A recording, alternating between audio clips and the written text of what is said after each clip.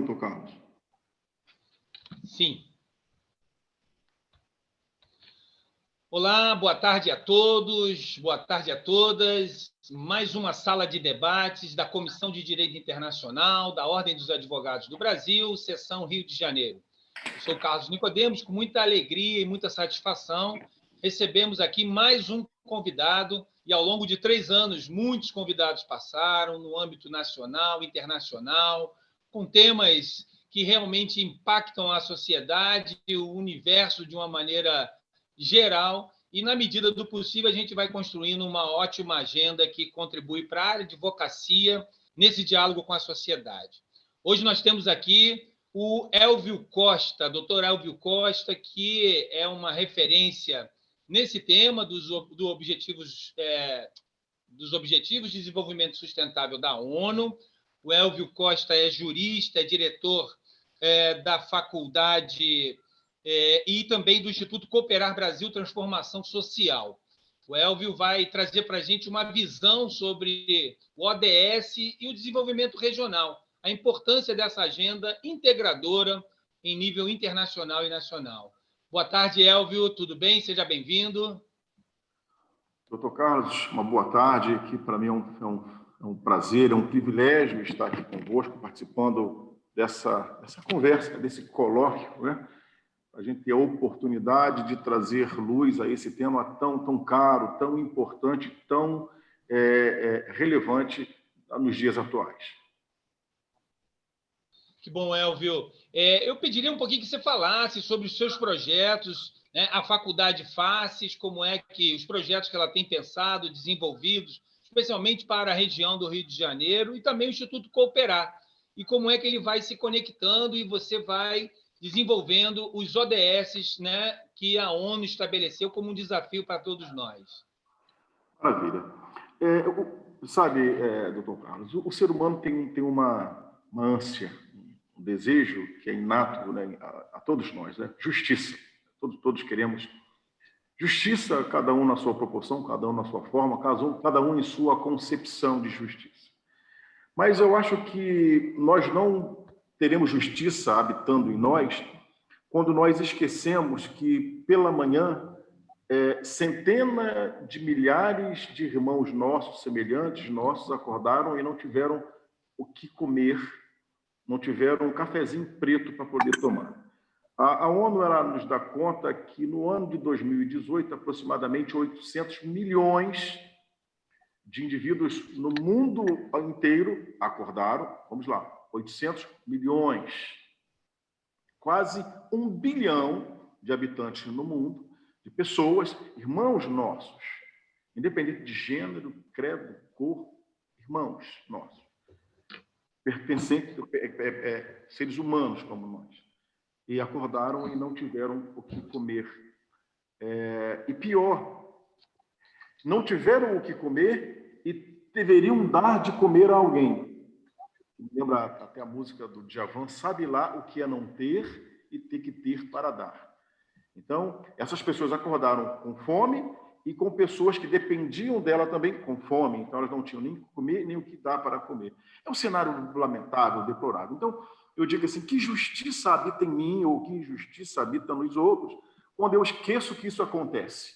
Como que eu posso clamar quando eu esqueço que isso acontece com meu irmão todo dia, de maneira que eu não posso ter paz no meu dia, durante o meu dia, sabendo que meu irmão está sujeito a essa degradação social? Pois bem, à beira da insegurança alimentar, da vulnerabilidade social, eles acordam todo dia a mercê, aquelas crianças, aqueles jovens que vivem em comunidade, acordam a mercê da sedução do tráfico, porque não tem uma outra alternativa, o pai acorda a mercê da insegurança alimentar. Então, existe uma multidão de desassistidos, de indivíduos sem assistência, e essa desassistência, que por muito tempo esteve silenciosa, existe uma multidão de silenciosos, pessoas que não têm voz. E as 17 ODS, elas vêm exatamente com o efeito de potencializar a voz desses silenciosos, esses que foram silenciados. Refugiados que não têm onde uma pátria, né, desterrados, expatriados, sem ter um local onde, rompendo seus vínculos sociais, culturais, familiares, históricos e tantos outros vínculos. Então, as ODS elas nascem exatamente aí. E o Instituto Cooperar, ele tem exatamente essa intenção, incluir e transformar. A gente entende que incluir sem transformar é iludir. Inclusão sem transformação é ilusão. Inclusão sem transformação é ilusão.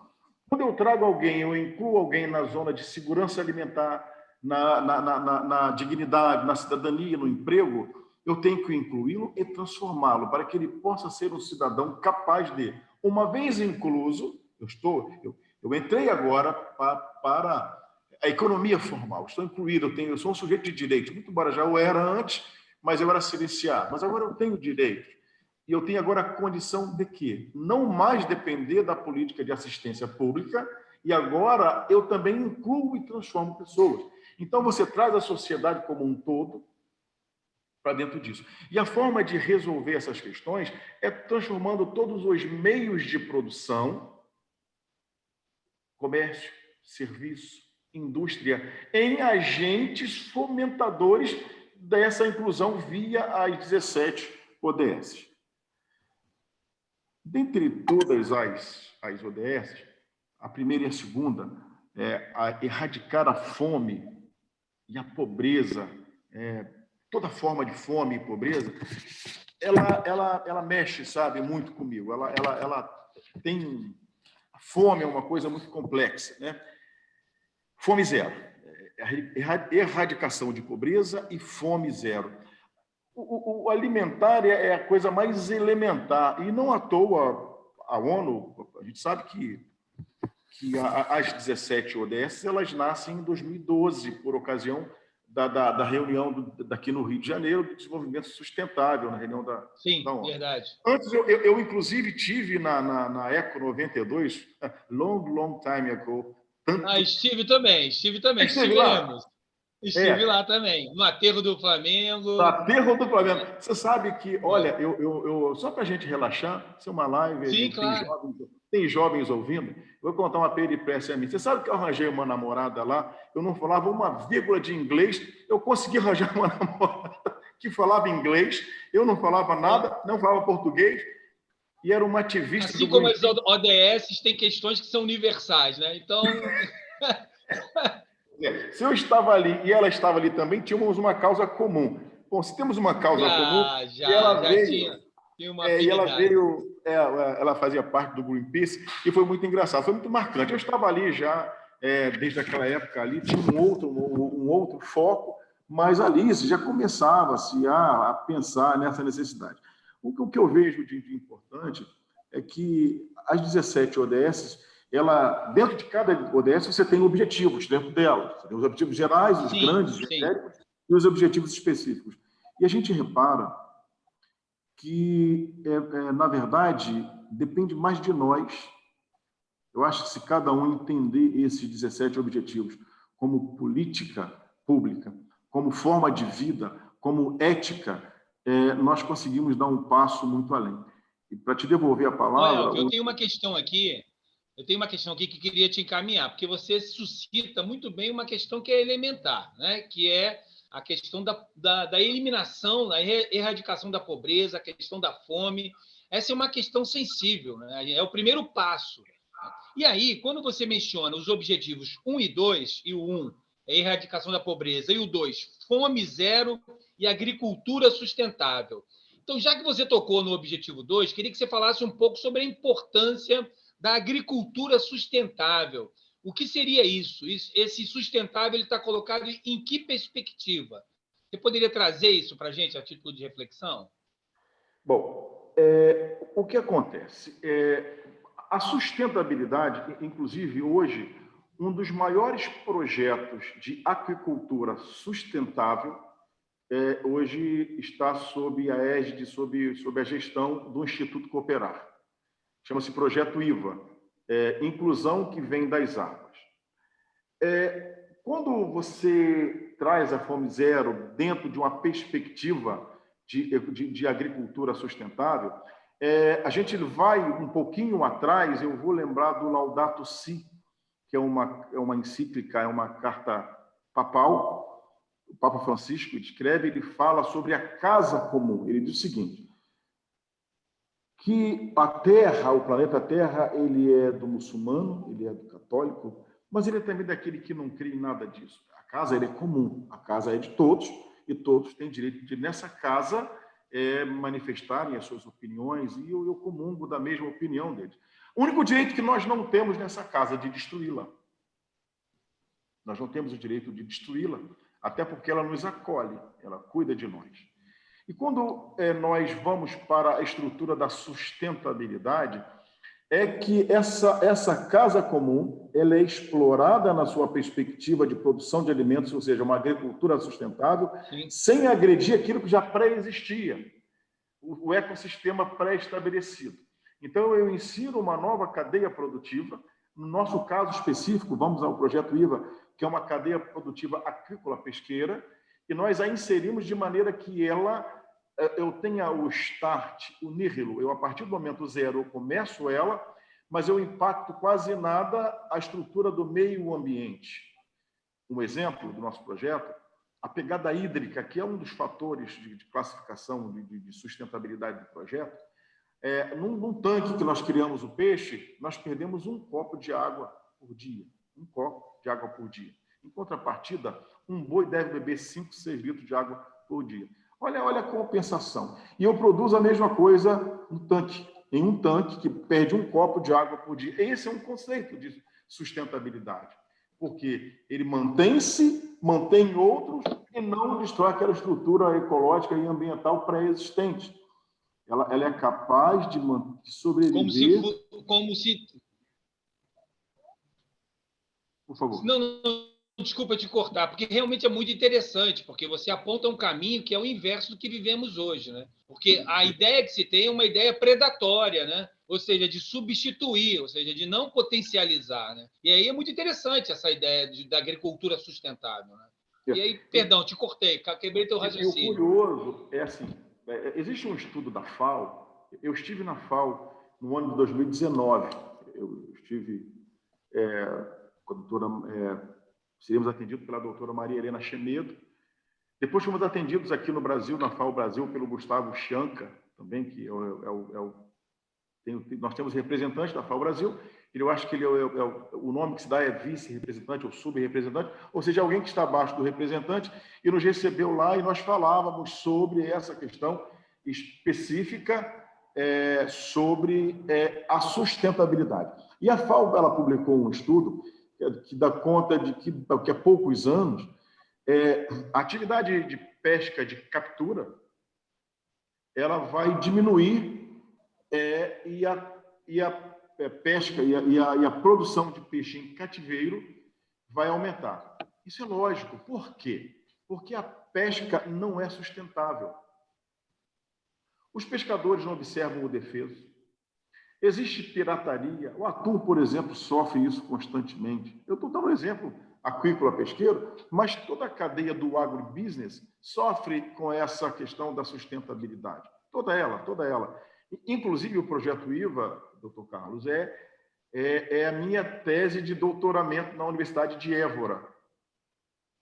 Ele passa por lá, ele sofre o crivo de um padrão europeu, e a Europa é um continente muito respeitador dos princípios ambientais, e ele nasce, hoje já está em fase, o projeto ele existe, já está implantado, mas ele foi criticado por essa academia, né, pela Universidade de Évora, e lá nós fizemos esses acréscimos de sustentabilidade, ou seja, eu consigo, sem investimento público, orquestrando a iniciativa privada, criar em cada IVA Park, que é o nome que se dá à nossa estrutura, 1.000 empregos diretos.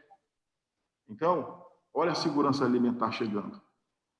Olha a inclusão social chegando. Porque o Instituto Cooperado tem essa missão, incluir e transformar. Nós incluímos e transformamos pessoas. Sim. O senhor me perguntava sobre a FACES, nós entendemos que devemos incluir pela educação também. Educar também é uma forma de incluir. Por isso é que nós criamos a FACES, que é Faculdade Cooperada de Educação Superior. daí que deriva o nome. Respondi a pergunta? Quando nós trazemos também a questão do objetivo 14, eu acho que vai ao encontro daquilo que você está trazendo, que é a questão da vida na água, né? Sim, e essa ideia de vida na água, ela vai conectar essa perspectiva da agricultura sustentável que você traz? Ou seja, que papel cumpre esse objetivo em relação aos ODS? Sabe que, além das ODS, nós temos um documento anterior, nós estamos na década dos oceanos. As ciências oceânicas, elas têm que corroborar com as atividades dos estados nacionais em atingir as ODS, que é essa 14ª. Então, não por acaso, em 2017, cria-se, então, a década dos oceanos, que começaria a partir de 2021. Então, a década dos oceanos, ela vai de 2021 a 2030, a 31 de dezembro de 2029, virando em 2030. E o objetivo é fazer com que as instituições de ensino e as ciências oceânicas corroborem também com as ODS. Então, a gente tem aí toda uma estrutura de orquestração. Veja, nós temos no mundo uma maior quantidade de água do que de terra, mais solvente que soluto. Então, se subir um pouquinho o nível da água, a terra desaparece. Então, o mar passa a ser enxergado como uma perspectiva de produção alimentar. Porque a primeira ODS é a erradicação da pobreza e a segunda, fome zero. Fome zero a partir da atividade agrícola. Nós temos, e não é um estudo recente, fazendas de algas. E algas têm um alto teor proteico e de nutrição. Aquelas criações em tanque-rede de outros tipos de peixes. Então, assim, do mar surge a alternativa. Aliás, a vida, para muitos, veio das águas, né? Então, talvez um recomeço esteja, talvez aí, então, a gente possa enxergar o mar como essa alternativa de desenvolvimento. E eu lembro, meu Deus, eu lembrei de uma coisa aqui agora, Carlos. Eu estava no meu segundo grau, ainda não sei como se chama agora, mas era segundo grau. Segundo grau do nosso tempo, né? Do nosso tempo. E eu estava na 8ª série, que era o primeiro grau, e eu fiz um trabalho de feira de ciências. E olha aqui, lembrei agora aqui, e o nome do projeto era Um Laboratório do Futuro, visando o mar como alternativa de vida. Um laboratório do futuro, eu lembrei disso agora, eu vou até rever um laboratório do futuro visando o mar como alternativa de vida. E lá nós apresentávamos um navio chamado Akademik Kurchatov. É um navio russo que ele, entre a proa e a polpa, ele tinha um tubo.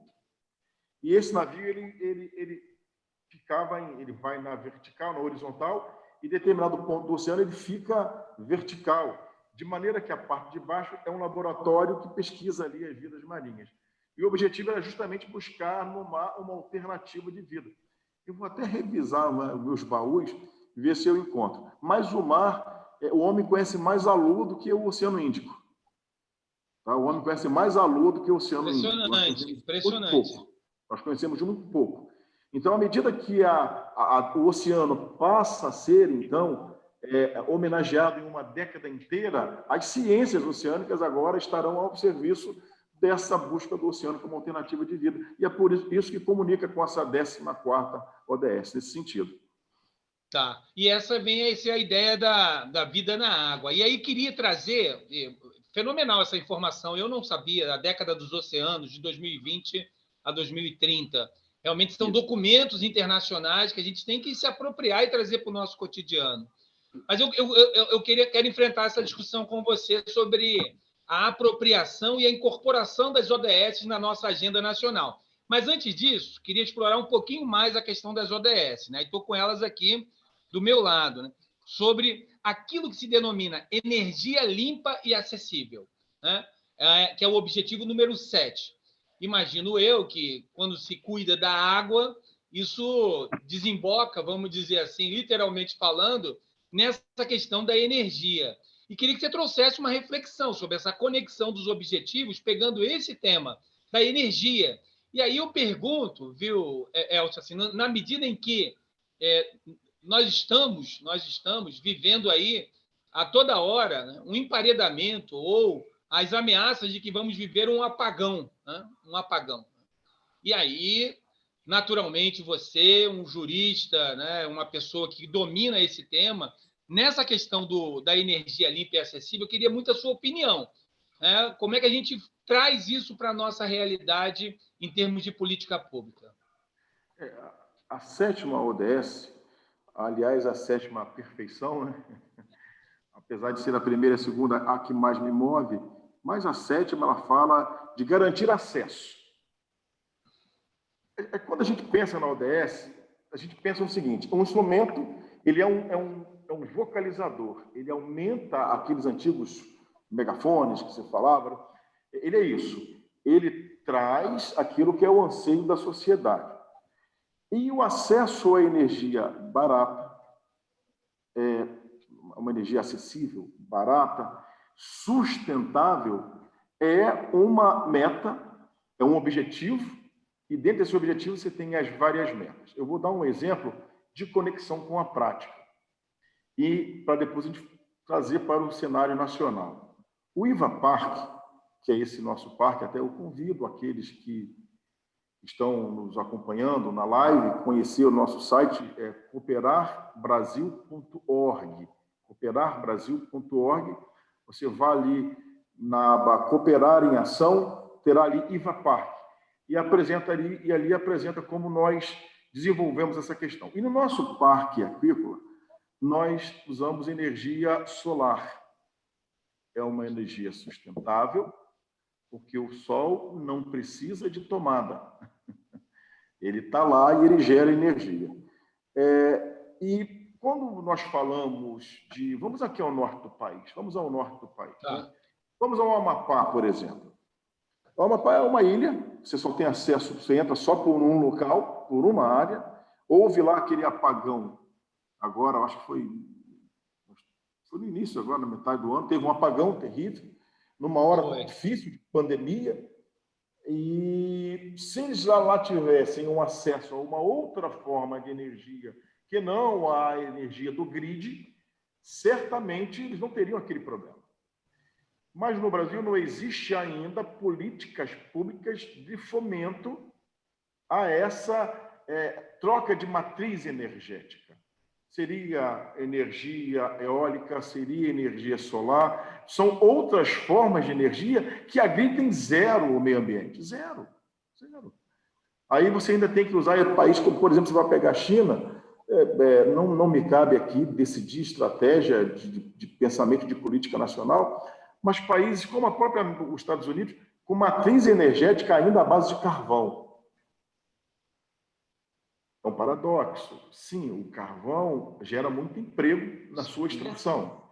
Aí eu tenho que resolver essa equação. Ótimo, beleza, eu paro de usar o carvão. E o que eu faço com aqueles desempregados? A gente não pode ser irresponsável.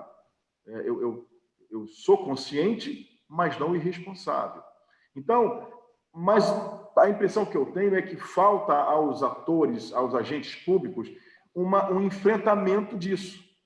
Eu tenho que fazer uma migração paulatina, devagar, da matriz energética nacional.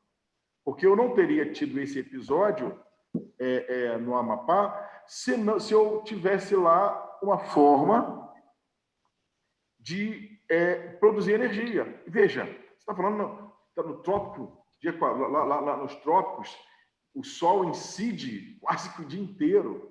Uma possibilidade de captação de energia absurda. E, inclusive, em excedente de energia, aí o Estado entra em apagão. É paradoxo. Assim, chega a ser curioso. Quando você joga pega um carocinho de milho e joga no chão, qualquer canto, pode ser em concreto, ele vai brotar, um pé de feijão brota. O Brasil é maravilhoso, tudo acontece aqui. Aí acorda com pessoas passando fome. Como é que é isso? Você anda quilômetros e horas sem nada. Um lado, uma coisa, outra. É essa capacidade de integração sustentável. O conceito desse contexto de sustentabilidade Eu produzo algo que é relevante economicamente, relevante socialmente, relevante ecologicamente, ou seja, eu atendo todas essas necessidades. O homem precisa se alimentar. Necessidade básica, primeira idade, eu preciso me alimentar. Mas eu também preciso manter os meios que me produzem me alimentar.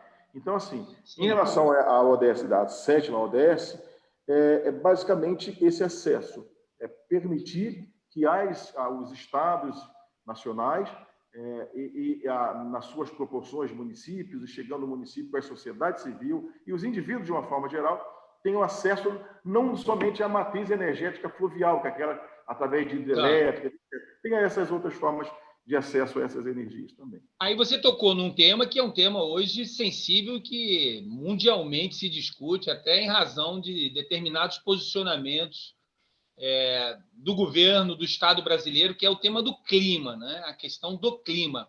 E aí eu estou falando aqui do Objetivo Sustentável número 13, que fala sobre ação contra a mudança global do clima, né?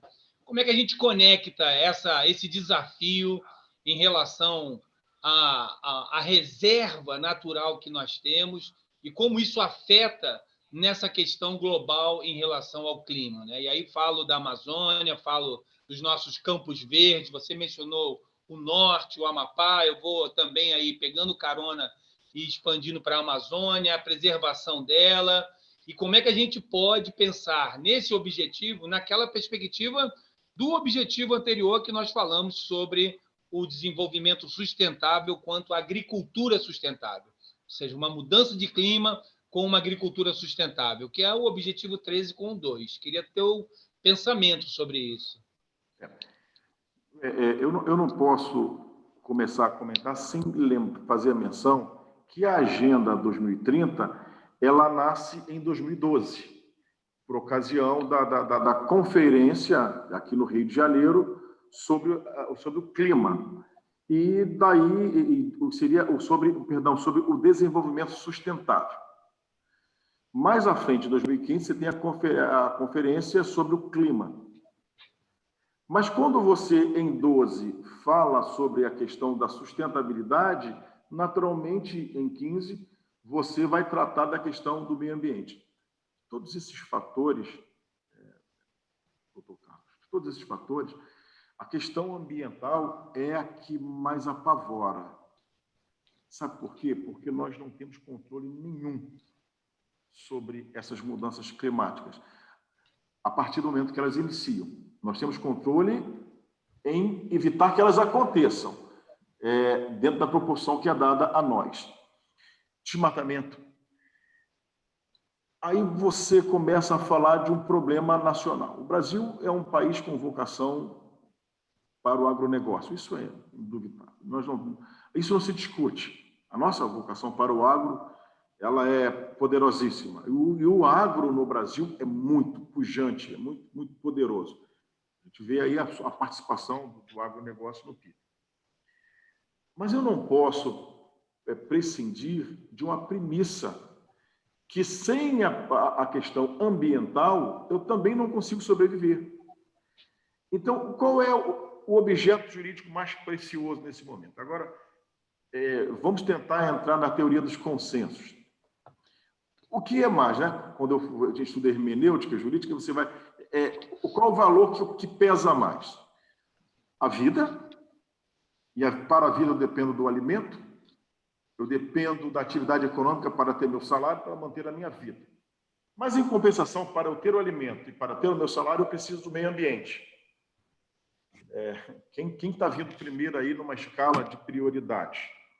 É uma ponderação de interesses, né? Vamos dizer assim, de forças, né? Pois é. Como a virtude ela nunca esteve nos extremos, eu acredito que uma política de agronegócio sustentável é muito possível. Eu vou te dar um exemplo do que eu falo. Porque uma coisa é você falar, outra coisa é provar. Um INVAPARC, que eu já convidei nossos amigos aí a acompanharem, um INVAPARC, ele emprega 1.000 pessoas. Um INVAPARC emprega 1.000 pessoas. Cada tanque consome, em seu lançamento, 85 mil litros de água. Porém, a água não é substituída, ela circula, ela recircula. Ela sai por decantação, ela é tratada e ela volta para o sistema e é um ciclo constante. Então, nesse ciclo, eu perco um copo de água por dia. Pois bem, eu vou pegar aqui de suporte, porque a idade ela já não nos permite guardar tantos números, mas vamos fazer uma conta comigo aqui. Hoje, no Brasil, nós temos 14 milhões de desempregados. Bom, 14 milhões. O Brasil tem 5.700 e poucos municípios. Vamos arredondar para 6 mil, depois a gente dá o corte. Se eu disse que em um INVAPARC eu gero 1.000 empregos, e se eu tiver um INVAPARC em cada município do Brasil, eu estou gerando 6 milhões de empregos. Quanto que eu investi do dinheiro público? Nada. Até porque isso é uma orquestração da sociedade civil. Quanto que eu desmatei? Nada. Que já eram áreas que já estavam prontas. Quanto que eu agredi ao ecossistema e ao meio ambiente? Zero. Então, veja. Eu continuei com o agronegócio, porque a aquicultura é agronegócio também, faz parte da cadeia do agro, mas esse é o grande desafio. A aquicultura e a pesca, elas foram preteridas a outras commodities. Por quê?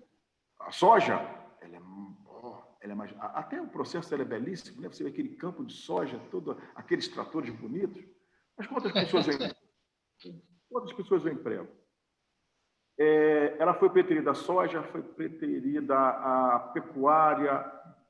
Quando a aquicultura ela é das atividades agropecuárias sustentáveis, a que teria uma resposta mais rápida ao desemprego, à recessão. Sim. A Europa ela importa 70% do peixe que ela consome. O Brasil tem condições de dobrar isso. Então, eu resolvo um problema de produção de alimento, eu resolvo um problema ambiental, porque um estádio de futebol eu conseguiria fazer 5 INVAPARCs, mas eu não posso mexer na paixão nacional, né? Mas normalmente... Mas qual é a resistência, então? É a quê? É o curto sistema de produção? É a falta de conexão com o sistema do mercado? Onde é o ponto de estrangulamento? Eu considero o seguinte, como a nossa matriz, a aquicultura, ela é relativamente nova. A aquicultura, estou falando de peixe por cultivo, né? Cultivar o peixe. Tá. Povoa o tanque, cultiva o tanque. Isso não era cultural. O que é cultural? Esse é um dado. Do norte, eram as grandes fazendas com suas... Isso era cultural. Então, o que nós precisamos agora é quebrar o paradigma, mostrar para o agribusiness que é tão rentável quanto aquele. E aquela grande fazenda que eu teria que descampar inteira, eu não preciso mais fazer tudo isso. A carne bovina, a carne vermelha, ela é extremamente prejudicial no sentido, né, de processamento de metabolismo, né? Você come um filezinho de peixe grelhado, olha que maravilha. Você vende o peixe, ganha dinheiro da mesma forma. A tilápia, que é o carro-chefe, ela é igual um boi, é a mesma coisa. Eu aproveito as vísceras para poder fazer ração para pet, o couro para poder fazer carteira e curativo de medicamento, as escamas para poder fazer adereços.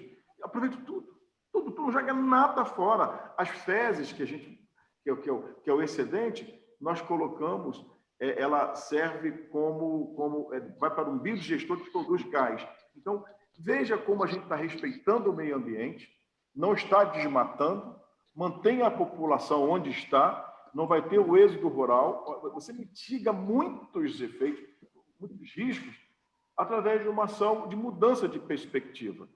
Redução de consumo de água, redução de desmatamento, manutenção e fixação do homem no campo, evita o êxodo rural e o excesso de população. E eu gero 6 milhões de empregos. Ô, Elvio, deixa eu perguntar uma questão. Você está trazendo um exemplo claro, objetivo, real de um projeto que pode se transformar numa política pública, pode gerar impacto significativo, né? E não é só na questão da economia, mas é a questão da sociedade. Quando você fala a questão do êxito, por exemplo, de agregar, criar novas ou manter a pessoa no campo, né, na referência histórica e pessoal que ele tem, que é o projeto IVA, né? E aí você desenvolveu muito bem a questão dos objetivos sustentáveis, né, conectados a esse projeto. E aí eu vou fazer uma pergunta agora, saindo um pouco, até porque a gente vai já caminhando para a grande reta do nosso debate. Eu vou fazer uma pergunta mais política, né? Qual é o estado da arte hoje dos ODS no Brasil? E aí te pergunto logo em seguida, a partir desse estado da arte, ou seja, qual é o ponto de dificuldade, né, na consideração cultural desses objetivos, em relação às nossas autoridades e à sociedade? Difícil pergunta me fazes, ó bônus Homero. Veja, o estado da arte, a arte está incompleta, está meio que paralisado. O Brasil ainda não é um país de consciência ecológica. Mas quando eu digo o Brasil não é um país de consciência ecológica, eu movo até da responsabilidade governamental, porque o indivíduo ele tem também a responsabilidade de ser também ecologicamente correto. Tá. Fui escoteiro na minha infância. E os escoteiros têm 10 mandamentos. Escoteiro é leal, escoteiro é cortês, e são os 10 mandamentos do escoteiro, do escotismo. E um dos mandamentos é assim: o escoteiro é bom para as plantas e para os animais. O escoteiro é bom para a planta e para os animais. Todo jovem que sai desse movimento, ele tem incutido nele essa responsabilidade. Mas a verdade é que as nossas escolas ensinam pouco, porque os nossos professores aprenderam pouco sobre sustentabilidade. Sustentabilidade é a palavra que tem que estar para o ser humano, assim como está o oxigênio. E nós não vemos a sociedade movimentar-se nesse sentido. Nós vemos pessoas engajadas, grandes associações com seu engajamento, com pessoas seríssimas, apaixonadas pela causa. Eu sempre proponho o meio termo, também eu acho que existem as duas perspectivas, sempre tem que se chegar a uma equação. Sim. O social tem que estar equacionado junto com o ambiental, mas acredito que consiga. Eu só acho que a grande dificuldade no Brasil, ela não é nem tanta pela inércia governamental, que também é. Existe uma grande inércia governamental. Mas ainda o indivíduo, que de certa forma tem que ser quase que autodidata para buscar essa sustentabilidade. Eu colocaria lá na Constituição Federal a palavra sustentabilidade. Ela é a palavra, ela é a chave, sabe? Ela é a chave. Ela começa e ela... Eu vou dar um exemplo teológico da coisa sem religião. Sem ser religião. O início da vida. Como é que começa a vida? A vida, ela nasce, cada um com a sua perspectiva, mas ela tem um impulso inicial. Ela impulsiona. E depois que a primeira vida nasceu, seja por criação, seja por evolução, não é aqui a nossa série de discussão, depois que a vida começou, ela continua. A sustentabilidade, ela precisa desse embrião de nascimento real no cerne do indivíduo. O indivíduo tem que ter nele seria uma espécie de ética sustentável. Ele tem que sentir-se meio criminoso, no sentido moral, quando ele joga o papel no chão. Quando ele corta uma árvore que era desnecessária, ou quando ele adquire um produto que ele sabe notadamente que é de uma cadeia de extração criminosa. Ele tem que sentir-se assim. E isso como faz? Na educação, no ensino de base. É ensinar para a criança. Aí eu dependo do Estado. Quando, através das suas políticas educacionais. A nossa geração não vai ver grande mudança, doutor. Eu acredito que não vejamos grandes mudanças. Mas eu acho que as próximas gerações elas verão uma grande diferença. Então, assim, esse é o grande desafio que eu acho. Que os nossos próximos, nós estamos aí no limiar de uma nova eleição, é buscar desses novos pretensos candidatos, qual é o seu compromisso com a sustentabilidade? Qual é o seu compromisso?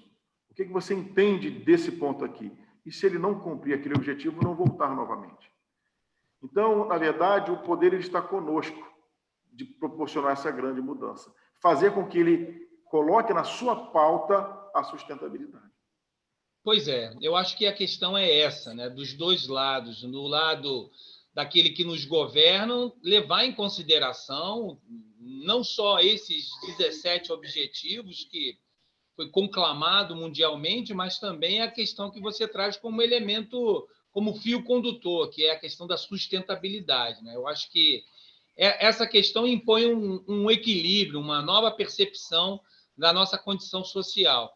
E, por parte das autoridades, a questão das políticas públicas. A gente precisa, concretamente, de políticas públicas que possam impulsionar esses ODS, né?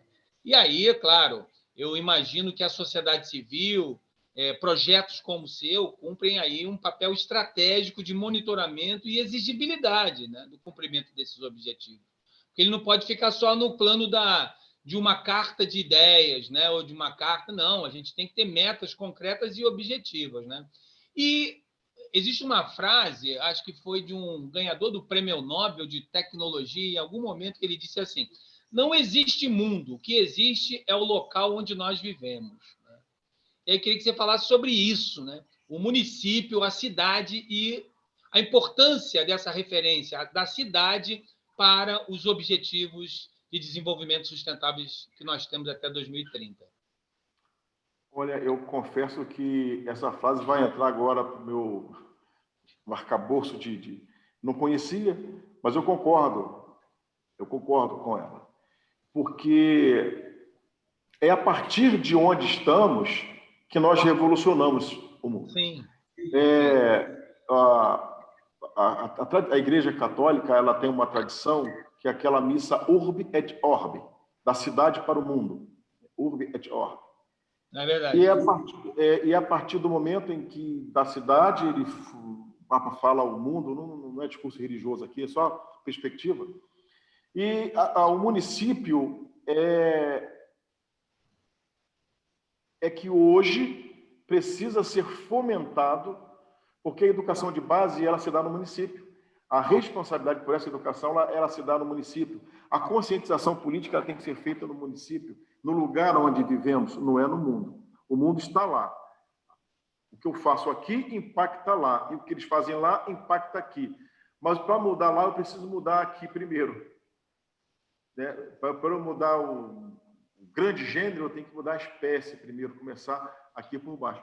Então, dentro, até voltando àquela pergunta anterior, quando o ente público, quando o gestor público, na esfera federal, que o nosso regime é assim, tem um poder maior sobre todas as unidades da federação, de lá ele não faz, nós temos a possibilidade aqui, enquanto indivíduo, eu Elvio, Carlos, José, Antônio, Maria, tantos que nos ouvem aqui, Sim. Chegar na Câmara de Vereadores e perguntar assim: como é que está o município em relação aos 17 ODS?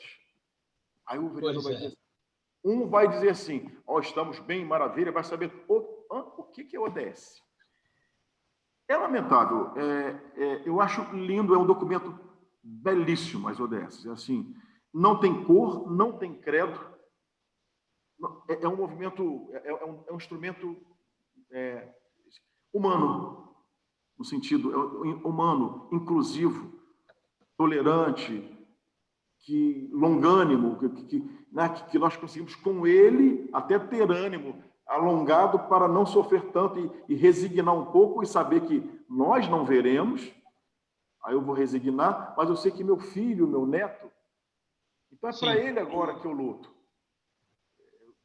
É por ele que eu faço tudo isso, para que isso comece. E realmente, no município, no lugar que nós vivemos, é onde deve começar. Então, é uma sugestão aqui, olha, o doutor Nicodemos já nos deu aqui uma boa dica. Se você está assistindo essa live, quando terminar, vai lá na Câmara de Vereadores, manda um e-mail para o presidente da Câmara, se identifica como munícipe e pergunte para ele o que a Câmara de Vereadores tem feito na legislação para atender as 17 ODS. Muito bem, Elvio, muito bem, muito bom, muito bom.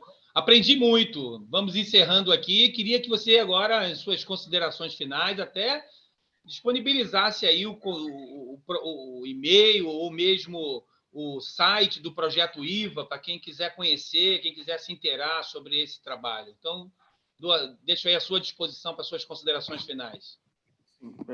Doutor Carlos Nicodemos, eu me sinto aqui muito honrado e privilegiado em ter participado dessa live.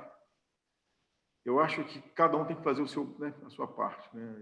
E assim a gente vai deixando.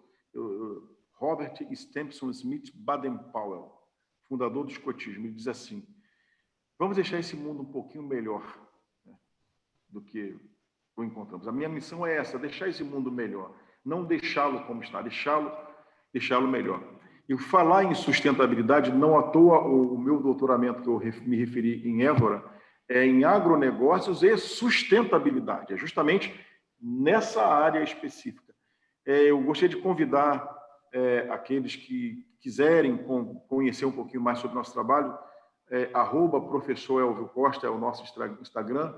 Nós passamos por uma reformulação do Instagram, justamente para ele ser um instrumento, é um novo Instagram que nós criamos agora, justamente para ser um instrumento para divulgar essa questão da sustentabilidade e de sua relevância. Também temos o cooperarbrasil.org, que é o nosso site. Ali temos todos os nossos projetos que estão em andamento, não só o projeto IVA, como outros projetos, Jovens que Sonham, Trabalhar é Preciso, Ensinando a Aprender. São projetos, todos eles com a pegada da sustentabilidade. E conclamar a todos, leiam as 17 ODS e façam a seguinte análise a partir de si. No que eu posso contribuir para que localmente as 17 ODS sejam alcançadas. Fazendo isso, você vai ver o bem que você vai estar fazendo a si e ao seu irmão, ao seu semelhante. Muitíssimo obrigado. Então, muito obrigado, Elvio. Agradeço imensamente em nome da Ordem dos Advogados do Brasil, da Comissão de Direito Internacional. Foi um prazer e uma honra tê-lo aqui. Colaborou significativamente. Essa live vai circular nas nossas páginas, vai entrar para o nosso seminário, nosso congresso de final do ano, que a gente reúne, né, as lives para poder reproduzir cada vez mais, e deixou aqui uma grande contribuição. Eu agradeço e nos despedimos aqui. Até a próxima sala de debate. Obrigado. Boa tarde. Boa tarde a todos. Boa tarde.